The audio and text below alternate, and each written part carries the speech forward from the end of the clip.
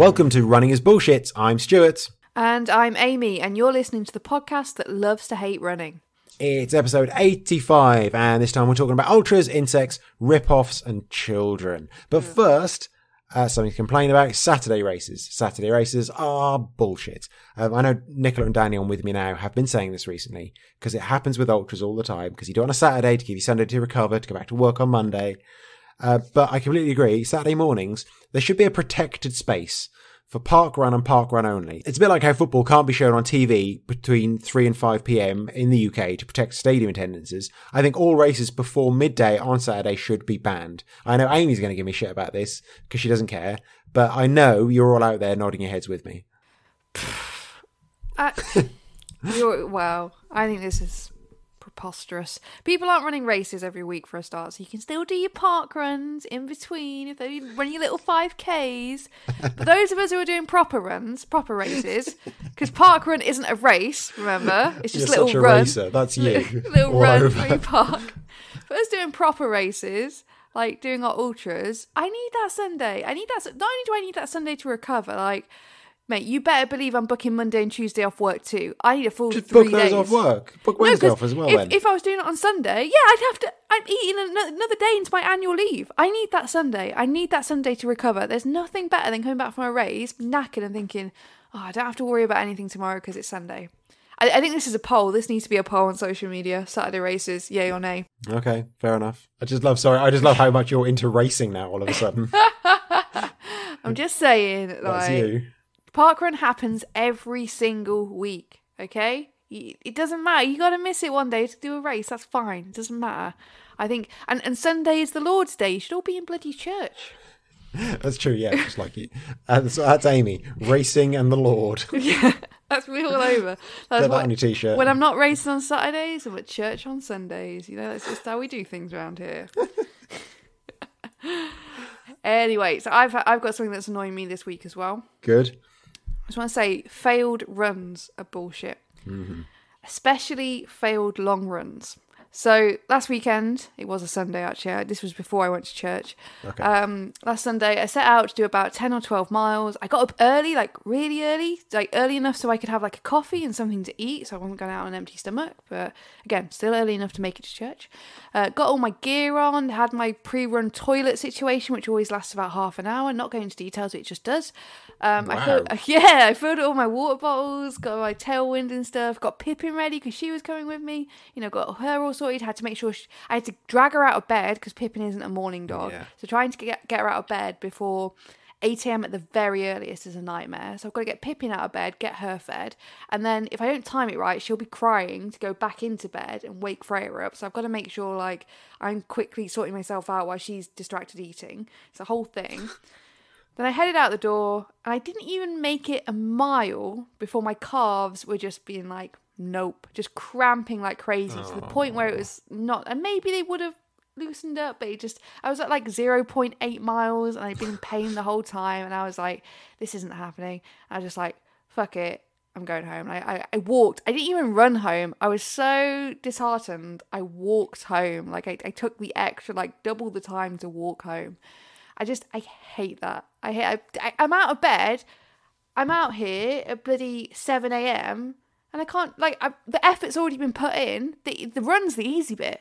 And it just doesn't happen. I hate it. You spend longer in the toilet than you did outside. I did. Half an hour.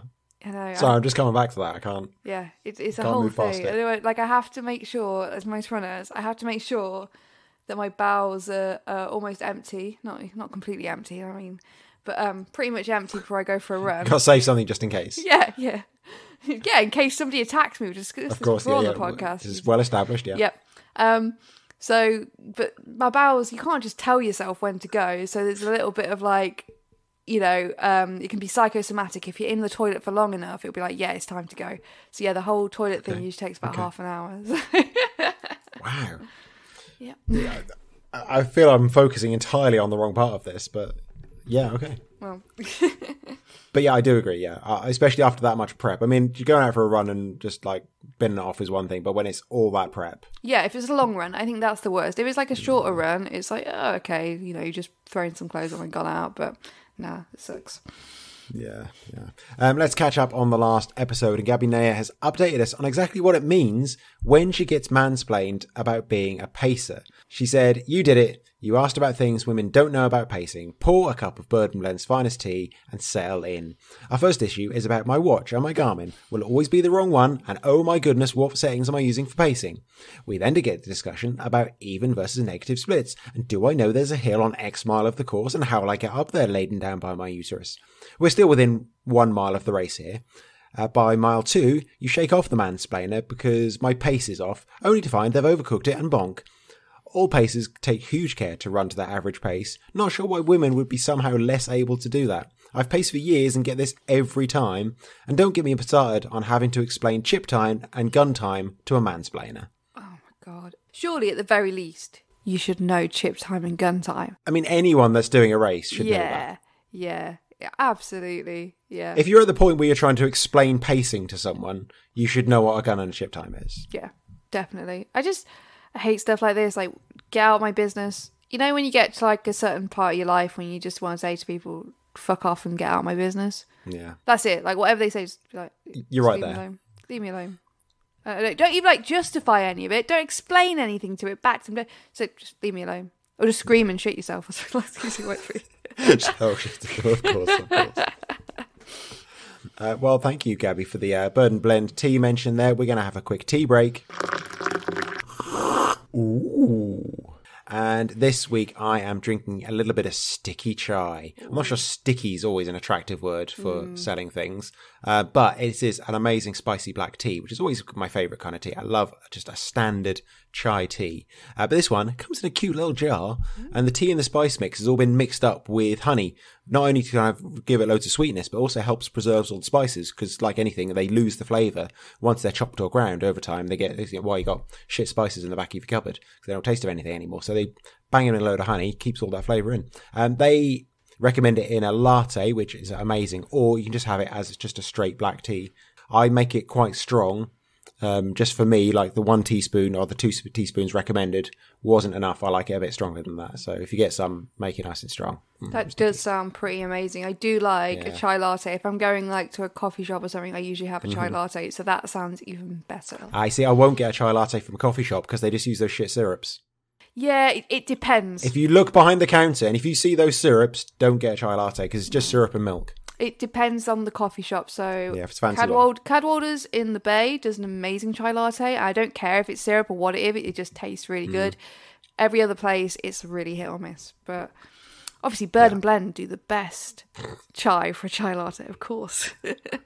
But yeah, I love a chai, especially with honey. And I've had one before with almond in as well. And that's really, really good. Sounds. I'm definitely going to have to pick some of that up, actually. That sounds really good. Yeah, what are you drinking? I am drinking, it's again from my, I've mentioned before I had the tea subscription, so I've got loads of random teas from different seasons because they tend to be based around whatever season it is. So I've got a Christmas tea and it's the peppermint hot cocoa. I was looking for something that didn't have caffeine in because it's currently like 7:45 at night. So yeah, it's got roasted dandelion root in, don't know why, cocoa nibs, as I might suggest, peppermint and cocoa shells. So that's like an after 8 in a mug. It is. It's really nice. And sometimes I'm not a fan. There was another Bird and Blend that was like mainly chocolate. And sometimes I'm not a fan of like the super chocolatey ones without any much else in because it's like a watery hot chocolate sometimes. But this one, like the flavour of the peppermint and stuff means that it's still really, really nice and refreshing and doesn't feel like I've just got a watered down hot chocolate. So yeah, really recommend that one. Oh, Amy, don't say watered down hot chocolate. Sophie from Bird and Blend, she's going to be after you. No, I'm saying this one doesn't. And I can't remember the one that did taste a bit like that. This is going to get back to head office. I'm sure it's discontinued. I'm sure it's discontinued as, or maybe I didn't make it right. I don't know. But this one, the peppermint hot cocoa, is amazing and definitely not like watered down hot chocolate.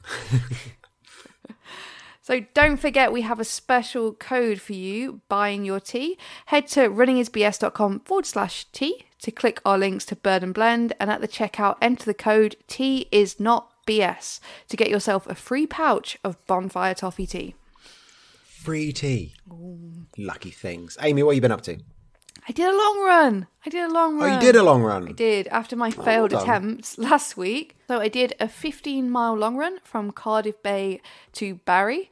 And that was with Ellie, who I ran with a few weeks ago, and both of our dogs, Pippin and her dog Tilly, who's the sort of twin of Pippin. I mean, I haven't ran 15 miles in a long time, so I haven't been very consistent with my long runs. I've been fairly consistent with my running, but not my long runs. And it didn't really give me much hope, because when I was getting ready this morning, Freya was like, "Oh, where are you running to?" I said, "Barry." She's like, "Barry?" I said, "Yeah." She's like, "How far is it?" I'm like, 15 miles. She goes, 15 miles? She's like, "Are you able to do that?" I'm like, "Freya, of course I can." She's like, "But you're always on about how you're aching and stuff, and how you're feeling tired. 15 miles. Yeah, oh, that's just normal aching. That's normal. Fine. Yeah. But the lack of like, not like, "Oh yeah, go for it. You'll be great. You'll do it." She's like, "You can't do that. You can't do that." I was like, "Thanks." I think there's a thing there for normals where it's, if you were to say I'm running 15 miles, she'd be like, "Phew, that's quite far." Yeah. But because you've said you're running to a different town, all of a sudden, oh my God, yeah. when she's ever been there, she's got the train or the bus or something. Yeah. And that's what it feels like to a normal person. Like, you've gone to another town. Gone to Barry? All the way to Barry Island? You get a bus to get there. Yeah. But they don't get it, do they? No, they don't get it. But I'd like at least, a bit of reassurance from my partner that I can do the 15 miles and not just, you won't be able to do that. You'll be getting the train home on your own.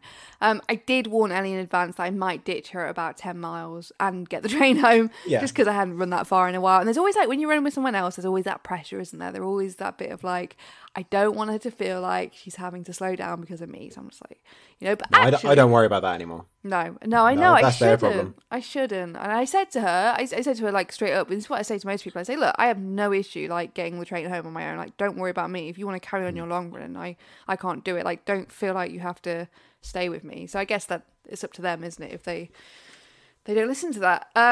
But I didn't need to do that. It actually went really well. I had like 3 scoops of tailwind, which is quite a fair bit in my bottle, which really helped. So I was like pretty like psyched up, I was really off your tits on tailwind. I was basically. off my tits. You know what? I swear to God, this Tailwind sponsor us. Like, please sponsor us, because your shit's quite expensive, but it's worth it. Oh my God. It's like, it's just amazing. So I was like sipping on the tailwind all the way, and I was feeling energized. And by the end of the 15 miles, my legs were aching a bit like normal, but I was like, mentally, I was like, yeah, let's fucking do it. So yeah, I was very energetic the whole way. It was good. Wow. And Pippin was also really well behaved. I think this is the farthest she's ever run as well. I think we've maybe done 11 or 12 miles together. But she was like, she does her gentle pulling, which I quite like. She doesn't go full on canny cross like sprinting. Yeah. She just gently pulls. She's walking very fast. And because I'm quite a slow runner, she's always walking a bit faster than me. So she's gently pulling me along. And she did that the whole way, which I was really surprised at. I thought she was going to like drop down to my heel a bit and slow down. But yeah, and there was lots of puddles on the way because it rained yesterday. So the dogs managed to get like loads of drinks en route, which was really nice.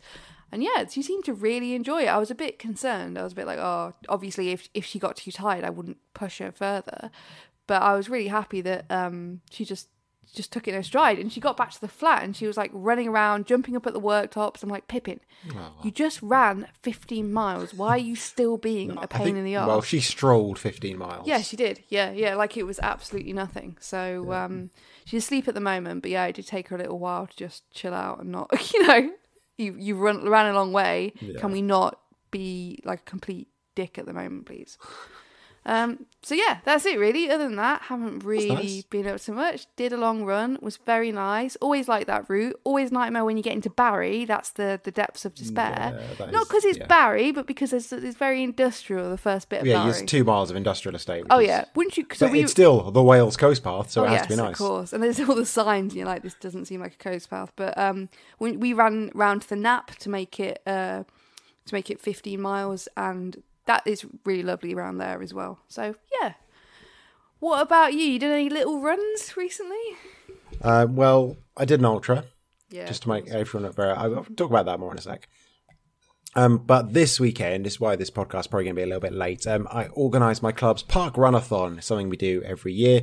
We do 10 park run courses in a weekend. So we do the normal one at 9 o'clock on a Saturday, 4 more that day, basically just driving between each one, and then 5 more on a Sunday all around South Wales. I think it's the 6th time we've done it.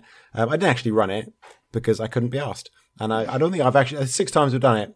I think I did it all first time, and I haven't done since for various reasons, mostly just because I couldn't be bothered. The worst one was when I did the park run fine, but the whole previous week I'd had food poisoning, so I hadn't really eaten anything for about 4 days. Oh my God. Anything I had eaten hadn't stayed around for long. And so then I did like 2K on the next one. I was like, nope, that'll do. I can't actually really stand up anymore. So 7K out of 50 is my personal worst. I think I did about 20K this weekend, which is fine. That's enough. And I just did dog walking other than that and sitting around. I did really like how much everyone said they hated me at the end. That really cheered me up. But what I enjoyed even more was the free donuts and pastries. So thank you very much to Andy for bringing those. Always appreciate. Yeah, I think that's a good idea. I think people should do more of this. I know there's a group in Scotland I've heard of doing this. I think they did, I think at the time there were 13 park runs in Northern Ireland. They did those over 3 days. That sounds like a great idea. I know someone in northeast of England has done it because I've just basically searched the word park runathon and other people have done it. But yeah, I think that's a nice idea. It's just a nice kind of social thing. You can do it. It's a great way, I think, for fundraising. It's a really good thing to do as well. And just kind of a good bit of training for people as well, because 50K is kind of ridiculous, but it's split up 5K 10 times. It's kind of surprisingly achievable. There's a lot of people that we have running with us who don't run that often and all of a sudden rock up and do this, and they do 50K. I think most of the people we had with us this weekend did the whole 50K. Wow, that's awesome. Good for them, but I didn't want to. The more important thing, last week, did an ultra. Just did another ultra, because it's not really a big deal anymore, though, is it? No, NBD. Just everyone's done one now. Everyone's just done an ultra. It's just like, whatever. I will talk about it, though, because we've got time to fill, and this is a podcast that's been created mainly to feed my ego, so that's kind of the point. So I did the Howam, which is the Heart of Wales Ultra Marathon, and that is another one from Pegasus, who we all know from our best guest, Rhys Jenkins. This one was a 30-mile one, 4,500 feet of elevation, or for new people, that's 48K, and 1,350 meters of elevation, which is quite a lot. We had an Airbnb in Llanidloes, which was less than a mile from the start line, so that was ideal. Lovely little cottage. Always love a little cottage to stay in. The worst thing about Airbnbs, though, is quite often anyone I go to, it's nicer than my house. Oh, yeah. And you're like, what if I just change the locks? Yeah, I could just stay here. And then you go back to your house, you're like, oh, back here again, and I have to clean everything. Yeah. For so the course itself, first 10 miles was amazing. It's like exactly the terrain that I want to run on. It's fields and woods and paths through the forest and maybe, little kind of farm tracks between the fields, but mainly off-road, open kind of hill countryside and around some lakes and a massive reservoir as well. That is where I want to be. That is where I want to be doing these. And I was like skipping around having a great time. Holly was telling me like, you're going to be tired soon. Do you want to not run as fast? She was actually slowing me down, which is possibly the first time that's ever happened. But I was just really enjoying it because it was great. And then we got to a section where we left the trails, hit a road and it was immediately uphill. But then we got to gravel forest road. Oh, God. Like fire roads. Yeah. Oh. I hate gravel forest roads. And this was, I checked out on Strava, it's 5 or 6 miles of uphill gravel road. What? And like solidly uphill. Oh, sorry, there was one little section, maybe a mile or so downhill in that. So we've got a decent bit of time back. But it was just walking up this road because you couldn't run it. It was just about too steep to run comfortably. So loads of people came power walking past us at that point. Actually, what I did really like right at the beginning, about a mile in, there was a steep path up through the woods. And because it's only a mile in, people are still like going for it. And everyone overtook us. They were like, bent right down double, hands on their knees, like pushing power up the hill. Me and Holly just like, strolling. Just like stood upright, arms swinging, like, oh, this is lovely. What a great wood this is. What a great time. Everyone's just powering past us. It's like, what are you racing for? Come on, who's racing in this kind of race? So yeah, all the way up to this top of this forest road. And we got up to a checkpoint, which actually that checkpoint we did twice because we got there and spent a little while because that was where our drop bags were. So I ate some food, got some water, did all that kind of stuff. And then one of the big feature of this route is you go up to the source of the River Severn. Oh, nice. So you go right up a hill, and again, this is quite a nice little path as well. It's about a mile or so up there, maybe a bit less. And it's just kind of a stone path that's been laid up along the side of the stream, which is, the Severn at that point. And my plan was I wanted to get to the top of the River Severn and block it off and make the whole river dry up. Oh, and I could walk to work then. I could walk over to Bristol. Well, no, because, I could hold the country to ransom. I mean, I have blocked this river. All these ports are now useless. These boats have been beached. It didn't work out like that because, as it turns out, the source of the River Severn is just a bog. Oh. I mean, it is black up there. It's just this black, muddy water surrounding a post that they've put up there that says source of the River Severn. And I was like, oh, that's actually really disappointing. And there's no views because it's not the top of the hill. It's just kind of a middle up there, and it's kind of flat up there, and it's just nothing really to see. So it was kind of underwhelming. And everyone, we got there, there's people stopping there to take selfies and things and photos. Obviously, because we did as well, because you have to. But there was one when we walked up, she was one with a couple other people. She goes, you don't have to take selfies here, guys. There's nothing to see. They're like, yeah, we do. Yeah. I completely agree. How dare you? Yeah.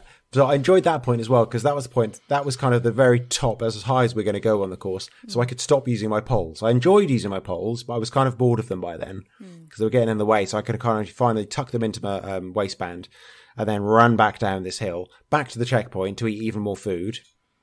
I say even more food. It's one of these things I always say about ultras. Oh, you just eat food all day and it's great. I actually really didn't eat that much. I had a little bit of the lunch I had in my bag, which was a couple of falafel wraps. And I ate a couple of little bits of cake and a couple of crisps. And that's kind of it, which is probably why you'll find out later I had a shit time. We then had 4 miles of downhill, which was lots of gravel road. So that was quite good, but that's a long way to run downhill. So that was quite hard still. Because we kind of looked at this course profile and it looked like basically 50 miles up, 50 miles down. Yeah, fine. Yeah, as it turns out, the second half of the race, not all down. Not all down at all. We did get actually to a lovely little forest section as well. Really enjoyed that. That was a lovely part. And there was a long boardwalk, maybe half a mile or so. And that's always fun to run along. And we got to a point where my watch was telling me to go left. As it had just a little out and back on the watch. And I kind of looked up this little hill and a path. I couldn't quite see what was there. I think the checkpoint's up this path because that's why I've got this little weird dog leg on my watch. And we were kind of standing there looking kind of both ways, not quite sure what to do. And there was a guy sitting on the bench and he was like, no, just carry on. Everyone else just carried on. Just keep going. Yeah, it's about half a mile away, the checkpoint. We're like, okay, fine. So we did that. And half a mile away was the checkpoint. But what that line was, that was the toilets. Was the guy a volunteer? I don't know. He wasn't a volunteer. I think he was just someone perhaps supporting, but he was just kind of sitting there and just he's kind of seeing all the runners come past. Yeah. But so I missed the toilets and that was at 22 miles in. And at that point, I could kind of do with a poo. Yeah. I've been thinking this for a while. I really could have done with going for a poo. 22 miles in, I'm like, well, just going to have to hang on to that for now. And actually, Paul Cole, who's from my club as well, that he ran it, the first ever ultra, he said the same thing. He missed that turn for the toilets and also needed a poo. Yeah. Tough times. And he was, the people he was running with, he was being told, oh, just go in the bush and go and do it there. He's like, 22 miles in, it might not be a quick job. No. I might be in there a while and I can't guarantee the results. That's too risky. No, exactly. You need paper. You need toilet paper. Oh, yeah. But, you're supposed to bury it and stuff like that. But, after that much time, you might need a lot of paper. Yeah. I mean, well, for you, it's a big job anyway. Half an hour, yeah. You'll be there. Oh, God, that would kill your race. The checkpoint was good. There was lots of food there. Problem with the checkpoint is the volunteers were too nice. Because I was trying to complain at that point, obviously. I'm kind of annoyed and pissed off by now. But they were just being really nice to me. Every time I complained about something, they'd be nice to me back. And no, I don't want that. Let me complain to you. I got there and he said, oh, you guys are looking really good. Oh, you're looking fresh as a daisy. I'm like, that's a lie and you know it. Don't give me that bullshit. Fresh as a daisy. So the last 8 miles, I hated it. I had a really bad time. It's just road.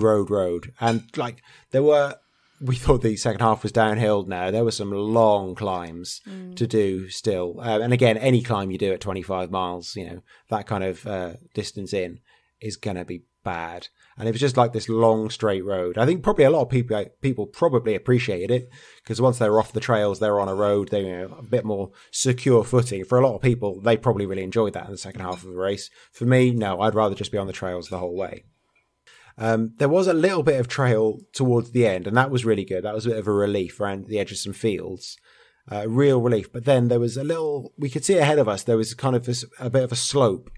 And I just kind of pointed at her. I said, if we're going that way, I'm going to be really pissed off. And I was like, I don't think so. And then we kind of turned away from it. And then we went down a field, over a little footbridge, a little kind of wooden footbridge. And we were at the bottom of that slope. And it's just this steep grass slope. And I stood on this bridge and just went, ah!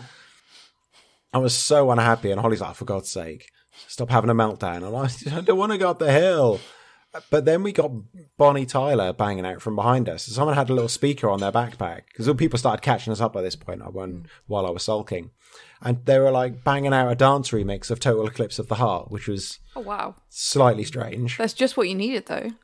I mean, for like 2 minutes, it was quite good. But I did remember that actually when we came down from the source of the Severn, I ran past her, and I remember then there was some like music coming out of her backpack then. So thank fuck I wasn't running near her for the whole race. Yeah. Imagine 6 hours of dance remixes from a little speaker on someone's backpack when you're in the countryside in the middle of Wales. That would be awful. Yeah, definitely. A little bit of Bonnie, that was fine. And then she pissed off ahead of us because, I was shit by then. So we got through that little bit of trail. I got up the hill. Last mile or so was through the town, and then a kind of a downhill to the finish.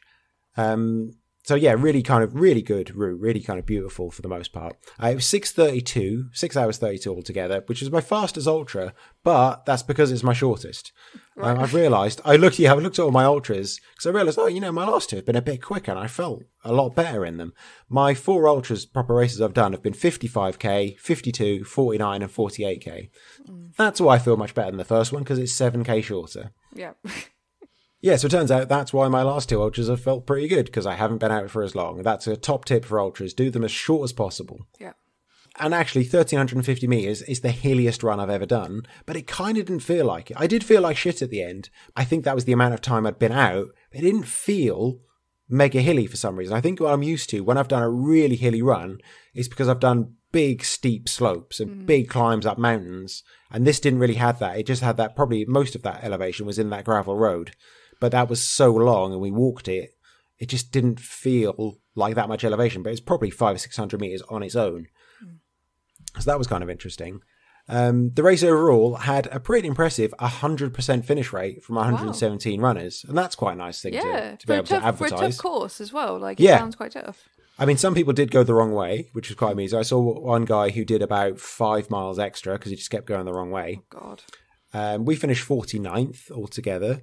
And the overall runners, those 117, were between 4 hours 40 and Amy's former ultra partner, Bernie McCarthy, in 13 hours and 7 minutes. She's also doing all 6 Pegasus events this year, and they're all in the space of 6 months, which is pretty cool. That's insane, but she'll just be able to smash it. She's like a machine. Yeah. She's just, walking pole using machine. Yeah.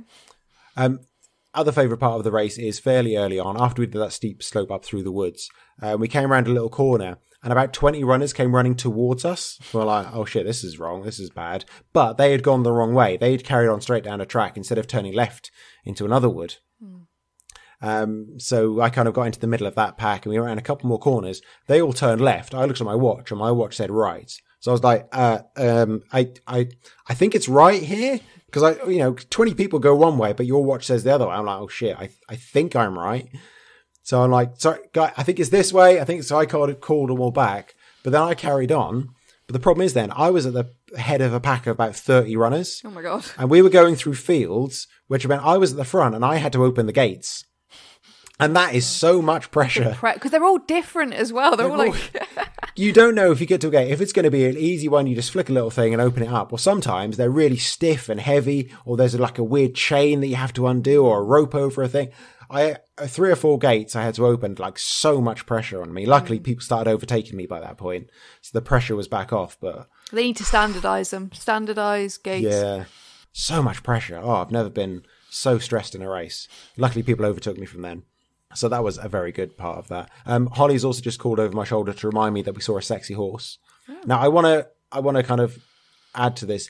I don't think you need to find something sexually attractive to be able to call it sexy. Okay. I want to just add that. That's an important part of this. But it was a very sexy... I'm pretty sure if you saw that horse, you'd probably like, that is a sexy horse. What about it was sexy? I believe it was a Palomino horse. Right. And I can't remember what that means. Oh yeah, it's kind of a light tan or gold coat with a white mane. Oh, wow. That just sounds sexy. I think, like, if you're watching a cartoon or a film and there was a sexy horse character, then that's probably what the kind of horse it would be. You sure you weren't, like, hallucinating at this point? Yeah, this is the kind of shit that you talk about on ultras, and it seems perfectly normal. Yeah. The one more thing that I really enjoyed, I was told the other day by Paul, who ran it as well, was he was chatting to someone who, there's a part of the course when we came through the woods before the boardwalk. At one point, you're running down alongside the river, and then you have to turn left because the river cuts in. There's a stream that joins the river, so you have to run up a couple of 100 meters, cross a bridge, back down to the river, and then carry on along. So you've kind of gone out, you've done a long bit extension, and then out again. And this guy was saying, well, I was clever there, because actually there are little stepping stones in the stream, and you can just hop over that and skip out that section. And he's like, that's just cutting the course. Yeah. And the guy's like, no, it's local knowledge. I'm like, no, the course was quite clearly posted on the website and had you running to the bridge and then back down to the river again. What you've done is cheated. Yeah, there's a reason why it's like set up like that. I mean, there's lots of places in that course. I could have just cut a massive chunk off and been like, local knowledge. It's like going to London Marathon, like hopping the barrier and like skipping out Cutty Sark and saying, local knowledge is actually a path in between those two bits of road. So that does not fly with me. No. So when we see 100% finishers, we're like, well, sort of. Some people had local knowledge. Plus a few that cheated, let's face it. So there we go. That's me. Yet another ultra done. I did have that thing again. I think I said after the last one, while I was in that last 8 miles of just being miserable, I was like, am I really enjoying this? Am I really into ultras? So again, I think I need to have a good think about whether I do another one next year. I think I did this one basically because Holly was doing it. And I thought, yeah, that'll be fun.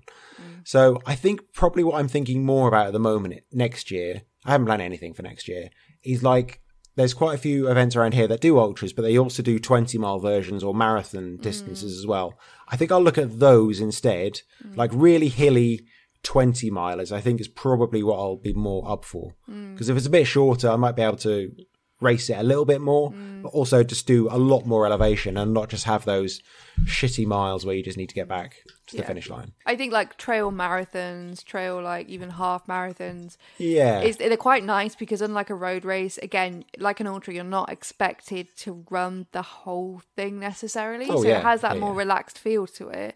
But like you say, the distance is going to completely destroy your body and soul. Yeah, I've just seen someone yesterday who ran from Brecon across the Brecon Beacon south, right across some big mountains and stuff, and that looked like a fantastic route and that kind of thing. And that was 21 miles. I think that's the kind of thing I might be more interested in. So I might try and do more big elevation but slightly shorter races rather than ultras, I think.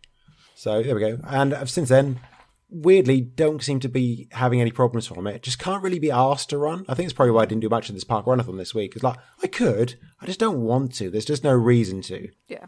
I don't feel tired, but I'm just like, perhaps I'll get into it again next week, but I'm not going to push it.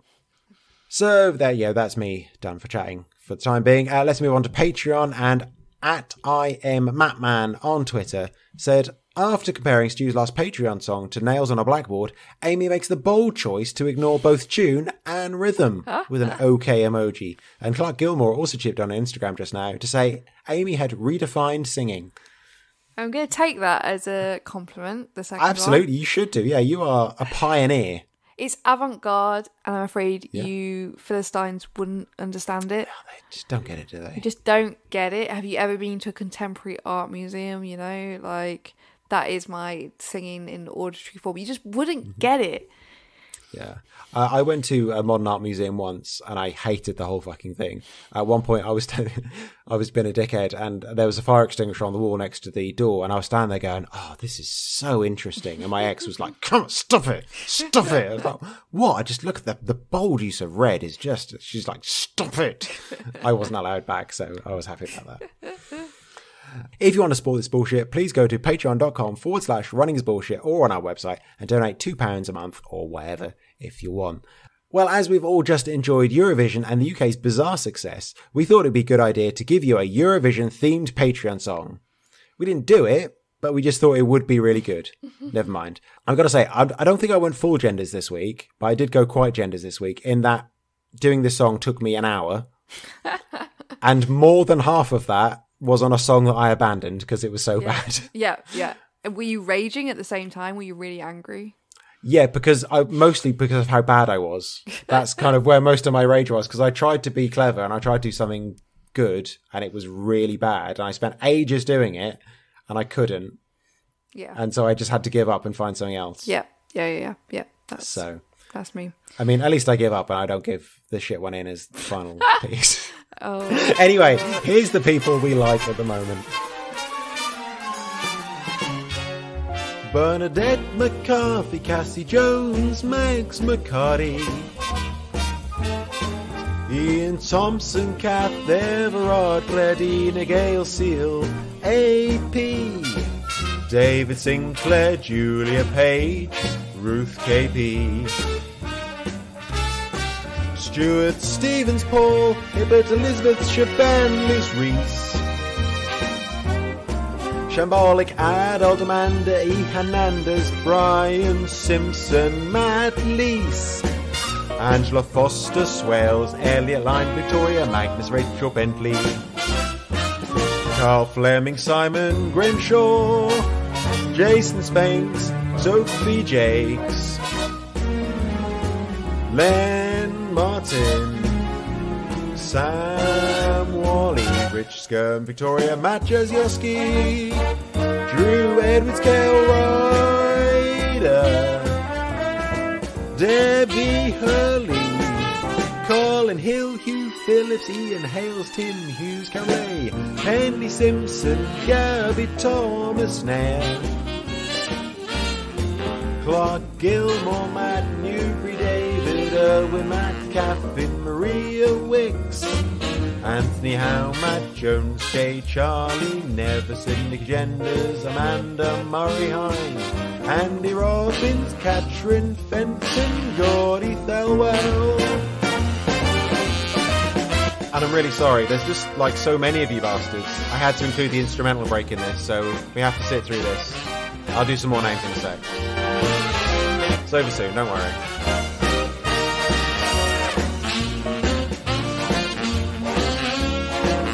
Here we go. Martin Kaplan, Neil Denton, Jonathan Carter, Matt Gunner, Greg Collins Age, Ivor Hewitt, Sherry Grubstable, Matthew Orr, James Lampert, Karen Hamilton,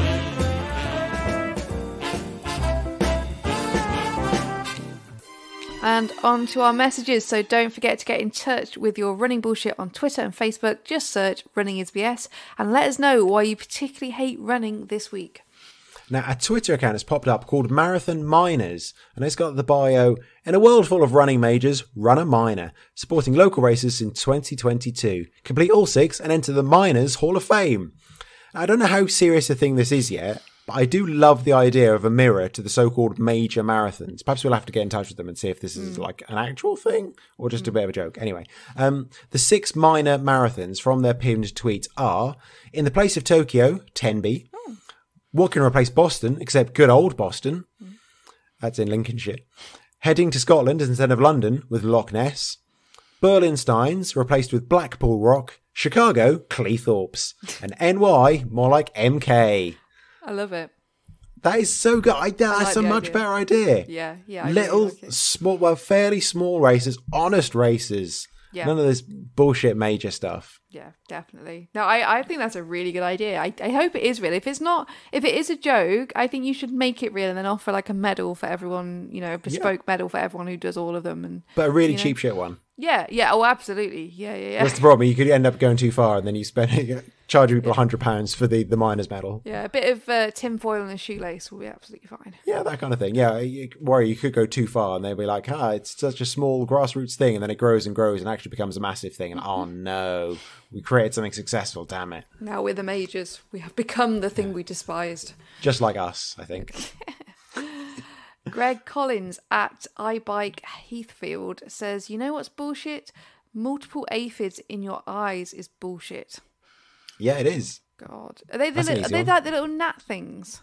Well, no, aphids, like, they kind of, don't you see them like flowers and things? We But like, get them- aphids are like a couple of millimeters. You don't want them in your eye. I was going to say, like, we get them on our house plants sometimes. We have to spray them with, you know what's a good tip, Greg? Just spray your eyes with washing up liquid and water, and it will get rid of them. They'll fall straight off. Yeah, flush them straight out. Yep. But like, they're quite big to get in your eyes, aren't they? Are you sure it's not gnats, Greg? Because there's a lot of like little gnat things around at the moment. Are they aphids? I don't know. Aphids, gross. Yeah. At Shambolic Adult says, dropping a black iPhone. Oh, sorry. I assumed it was an iPhone. Steve Jobs, get out of my head. Oh. Right. At Shambolic Adult says, dropping a black phone in a mile-long, barely lit tunnel, not noticing for ages and having to go back and search for it in the dark against the flow of an oncoming race and ending up doing a 15-mile half marathon is bullshit. That sounds like a terrible dream. That is a horrible dream. You're just proving your Twitter handle, Shambolic Adult, so well. Oh, that's an anxiety dream. That's legit. That is awful. Against the flow of the run as well. They will probably. What happened though? Did you find it? Had somebody stepped on it? Like, I mean, presumably, otherwise I don't think we would have got the tweet. no, they'd still be there now. But the tunnel was a mile long, and you did 15 miles instead of a half. So you must have gone all the way back to the beginning, and then so bad.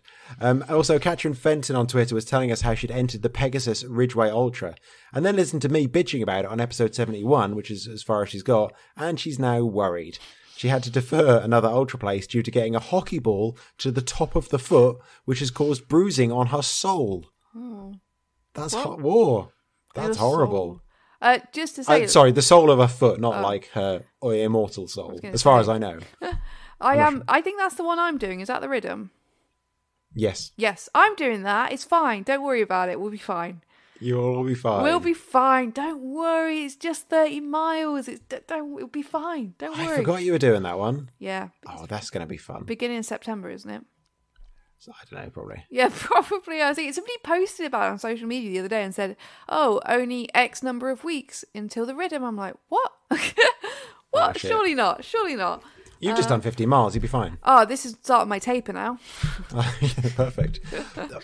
A hockey ball to the top of the foot. I can't say I've got a hockey ball there, but like when you accidentally like kick up a stone or something which lands squarely on the top of your foot, that's bad, isn't it? Yeah. Oh. We've also got a shout out to Phil Patterson of the Mile You're In podcast, all the way from Florida, who dedicated a whole episode to the things he hates about running, which is about the best way to hear about someone ripping you off. Yeah, love it. Our lawyers will be in touch, as you say in the US. Anyway, it is a good episode and it'll be linked on our website. But Phil, if you keep this up, we'll be coming for you, and gnats on your runs will be the least of your worries. Yeah, we'll be keeping an eye on you. It's the bullshit running news. Ba-da-da, boom. Oh, Amy, this is a big story, isn't it? Oh, it's the big one. Another one of these ones that so many people have sent to us. Oh, this is going to be a Netflix series, Netflix original documentary. You know what? Honestly, it could be. Twists and turns. Right, go on, tell us about it. Well, so this is, of course, the story that's been all over social media about the controversy surrounding a 6-year-old boy who has run the Flying Pig Marathon in Ohio. So the controversy is around the 6-year-old boy running a marathon. So the boy, Rainer Crawford, ran with his parents and 5 siblings, including his 11-year-old sister. So it's not just him. So of course his parents have been accused of being irresponsible and abusive on social media and faced backlash for bribing their son to keep moving when he was struggling. So they post on their Instagram a picture of him with some Pringles, and they describe how he was struggling through the race. So the Instagram caption, part of the Instagram caption reads that he was struggling physically and wanted to take a break and sit every 3 minutes. After 7 hours, we finally got to mile 20, which, let me just, as an aside, 7 hours to get to mile 20, you can just tell how much he's struggling. That's a long time for a 6-year-old to be on his feet, no matter how far you're going. That's a lot. Yeah. Not only the distance, but to be on your feet for 7 hours. So they got to mile 20, only to find an abandoned table and empty boxes at the aid station. He was crying and we were moving so slow, I told him I'd buy him 2 sleeves of Pringles if he kept moving. Standard. Yikes. And of course, it's not just the parents, it's also the race organisers who've faced criticism for letting under 18s enter. In response, the race organisers posted an open letter stating that this decision was not made lightly because the father was determined to do the race with his young child regardless. They had done it as bandits in prior years before we had any knowledge and knew he was likely to do so again. The intent was to try to offer protection support if they were on the course, i.e. medical fluids and replenishment. What? That's not a reason for letting someone do something. No, and surely the laws and stuff surely this, I don't know, this doesn't seem right. This seems like a huge issue. With so much, we always talk about America having so much litigation. Yeah. Like, these people are breaking our rules and will do so again, so we'll just let them. Yeah. We'll just waive those rules for them because they're going to break them anyway. That's not how rules work. Yeah, and I feel like if something happened to the child, then the family could sue the race. And, I feel like they were opening themselves up for a whole load of issues there. Yeah, the race organisers are clearly mental. Yeah. But of course, on social media, the main thing has been around, should a 6-year-old run a marathon? And obviously most people are saying no. It's quite interesting following, if you just look up this story, you'll find the links to the family's social media, and it's Instagram, and they have posted on Instagram since that Child Protection Services has been round twice. Ooh, wow. To speak to the boy and interview him. So it's all, of course, they're always presenting it like, nothing bad has happened and we're in the right and all of that. So it's not really clear what's going on in that respect. The child is still with them, but there's been a lot of talk on social media around this. Yeah, it's really interesting as well. After the last episode where, I watched the film about a 4-year-old running ultras and whether that was abusive. And this is a pretty similar situation. I know he's 6. I don't know. I know I've seen a lot of people, they immediately just say that's abusive. That kid should be taken away from them, whatever. But I'm not sure because I don't have children. I don't know, I don't think 6-year-olds probably shouldn't be doing marathons, but, some probably can. Obviously not every day and not to massive extremes. But, if you look at the, people's variabilities, some are probably capable of it. But again, whether they should be allowed to in a race just seems really doubtful. So my personal opinion from reading all this and looking through their social media and stuff, I don't think the boy should be taken away from the family. I think that would do a lot more damage than good. He seems to be loved. And the family seem to be doing what they think is best. I think it's a case of education about what damage could be caused to a child that young, potentially through doing a marathon. Like, a marathon can damage lots of people's bodies. And it's just, the race organisers should have more power to pull people from races, Like, you can't just hold your hands up and say, like, if he bandited, I can't even say it, bandited. If the family bandited it before, you ban them. You ban them, and you don't. You don't let them run. Surely there must be something like, like we have in the UK, like an ASBO, that they're not allowed within that sort of area when the race starts, and just stop them that way. I don't know why something like that hasn't happened. So I think it's a combination of things.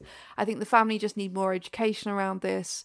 Because they're all very much into endurance events and stuff like that, but I think they're seeing it as, I don't know, they're not really thinking of the science behind how these sort of events could affect a very young child, Yeah, because apparently he did beg them. He absolutely begged them to take part because he wanted to do it as well. But a 6-year-old can't know how hard a marathon is. No. And he might have been there was a lot of people that were saying, like, the kid was crying throughout the whole race, but then the family replied saying, well, you only saw him at these 2 points. You don't know he was crying all the way between, and he wasn't.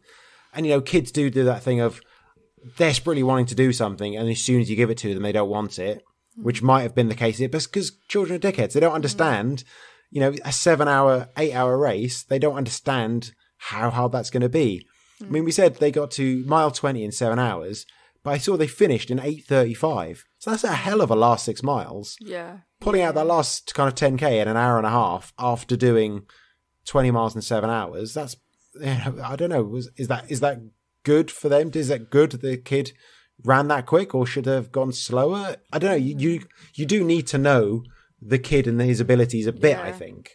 I just think 6 is like very, very young. Yeah, that's very young. It's just messy, this, isn't it? Yeah. So I don't think that the child should be taken away. I don't think that's the right answer, but there just needs to be more education, and the races need to take some sort of firmer stance, you know? Yeah, the race organisers need some balls. That is awful response from them. Yeah. Anyway, this one we've included mostly for the headline, frankly. It's a great one from Wales Online. It says, Dad loses chunks of feet running 6 marathons in 6 days through 50-degree desert heat to prove he was a better runner than his wife. Love it. Oh.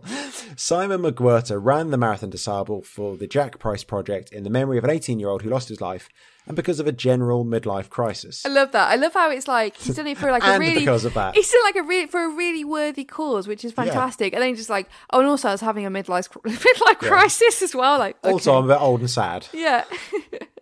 Simon told Wales Online, I've never done anything like it before, but a few things were niggling at me. A general midlife crisis and a poster in our house, which suggested my wife was a better runner than me. I want to know what this poster is. Is it just a poster of her, like a thumbs up saying, I'm better than you? Like, what?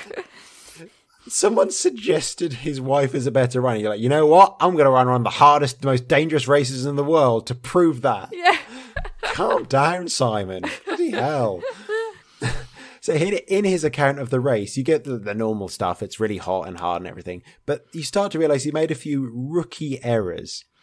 He says, at one point, I got excited by a sandstorm coming, as I'd never been in one.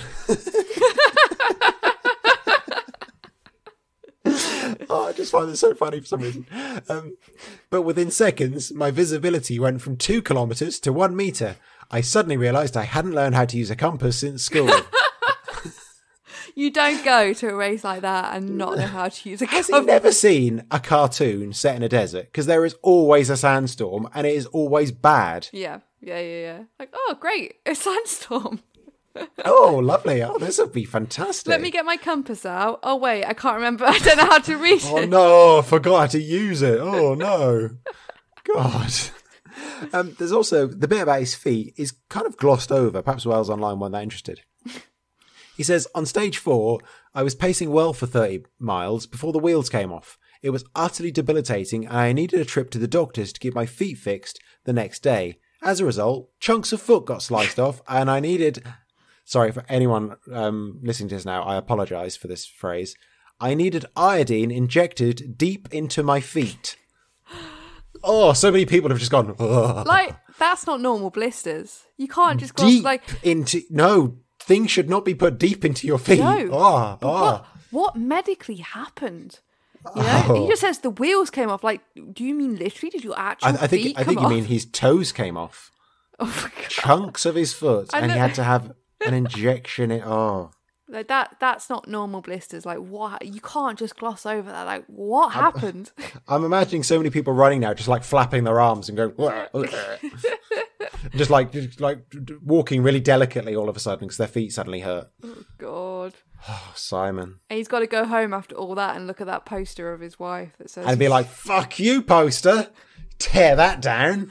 I want to know what this poster is. Like, there's so many things that need to be explained in the story. Like, what is this poster? How does it suggest he's a better runner than him? I want his wife to go and do it next year and do it quicker. Yeah, win it. Just to show him. Yeah. Imagine being that petty. God. And she'd be like, I didn't need chunks of my feet sliced off. You're just being a wimp. Goodness sake, bloody men. Anyway, what have you got coming up next? Next couple of weeks, I've got a 2-mile race, which is part of the summer series I'm doing a bit of. First time in 6 years, I'll have done a 2-mile race. So that'll be very interesting to see what on earth that is. No idea. Maybe another orienteering race. There's another one of those coming up, so I might give that a go. And I'm not sure if I mentioned this. I don't think I have. Nina Nosebug and I will be doing a backyard ultra in October, sort of. Right. It's a backyard ultra where there's a 4.167 mile lap you do every hour on the hour until someone fails or dies. But in this case, they're only doing it for 12 hours, which, to be honest, I respect because they've probably got jobs to go to on Monday morning and think, if people are here for 3 days, we haven't got the equipment for that long because we need to return, the shit. Yeah. So it's a 12-hour one, which I think is enough because that's over 48 miles if I get to the end. Oh my I think God, that's plenty. All I need at the moment is someone to drive us there, feed us pot noodles and drive us home because it's in West Wales, about 2 hours away, and I do not want to camp. Anyone up for that? If anyone wants a shit day of driving me to Narberth, giving me food and hanging around for 12 hours and then driving me home, please let me know. Yeah. I'll pay for your cake. Anything for you, Amy? No. Okay. Though, next month, I might have convinced you to do one of the orienteering races. Yes. I think I'm looking forward to that to see our varying levels of competitiveness. I'm not competitive at all. Yeah. At all. So I'll just be like, and the more competitive somebody gets, I almost do the opposite of whatever competitive is. Like, I get less and less competitive, even though I'm not competitive in the first place. And I become aggressively non-competitive, to the point where I will just come to a stop and let everyone else win. That is a good contrast, I think. Yeah. That's why we do shit like this. Yes. If you've enjoyed this bullshit, please visit runningisbs.com to see the show notes and links from this episode and the whole back catalogue, as well as links to our Patreon, merch store, and social medias. See you later, alligator. Thank you. Bye. Have a nice day. Don't fail.